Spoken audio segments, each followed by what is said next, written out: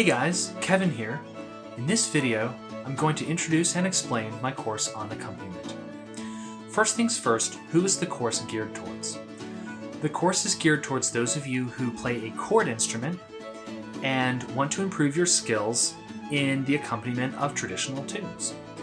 We're going to focus primarily on Irish tunes, but the neat thing about this course is that all the skills are going to be highly transferable to other styles.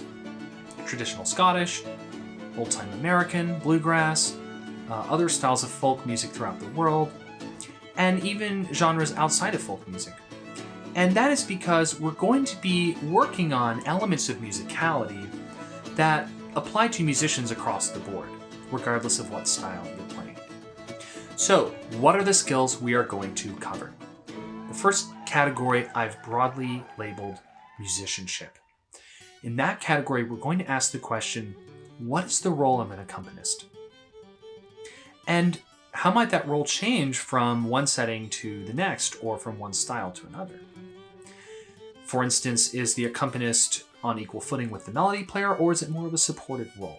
How might you approach your instrument differently based on the answer to that question in any given context? So we're going to be talking about how to be a really good listener, and how to use dynamics artfully and supportively, and how to use textural changes along with those dynamics to create a contour that the melody can exist within without getting in the way of that melody. Now, the second topic under this musicianship umbrella is going to be creativity and improvisation.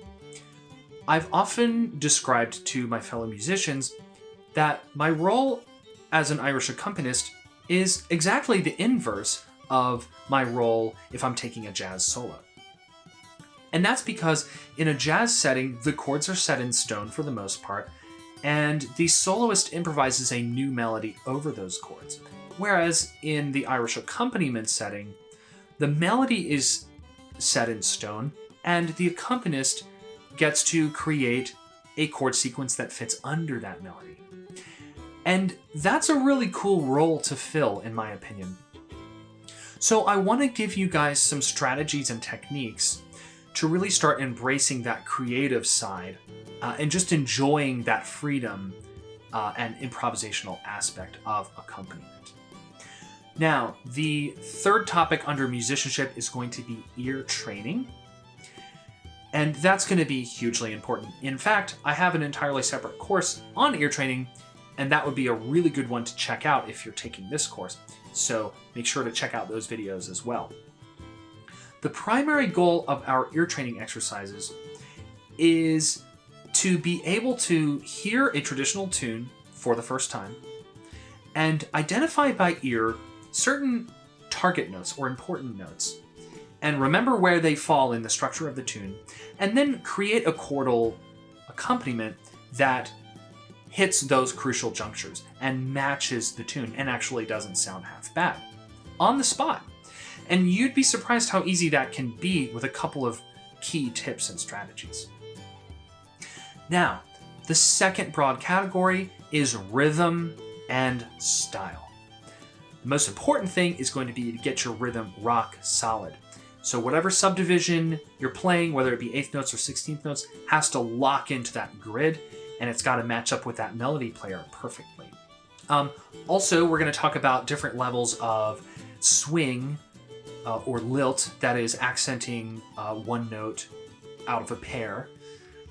And in addition to that, we're going to be talking about some syncopations and offbeat rhythms, and just some cool rhythmic structures that can help your playing sound more exciting and in some cases more modern. Speaking of modern, we're going to talk about style. So traditional versus more modern style.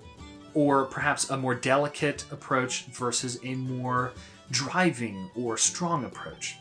You could have something more contrapuntal, or something that uses a full chord approach, or maybe a drone in the bass and smaller chords in the treble. A multi-layered approach. And that actually leads me to the third and final broad category, which is probably what most of you were expecting: theory and harmony.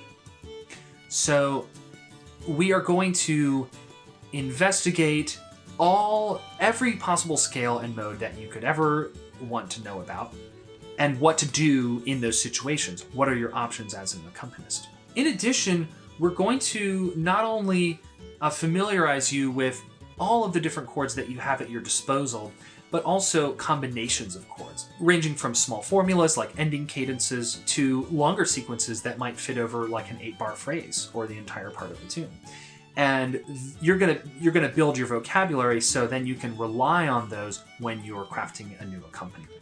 We are also going to talk about using secondary dominants, using some more exciting chords, where to put those in, as well as, I think the most important aspect of our theory segment is going to be vertical versus horizontal. That's going to be the subject of my very first video, so stay tuned for that.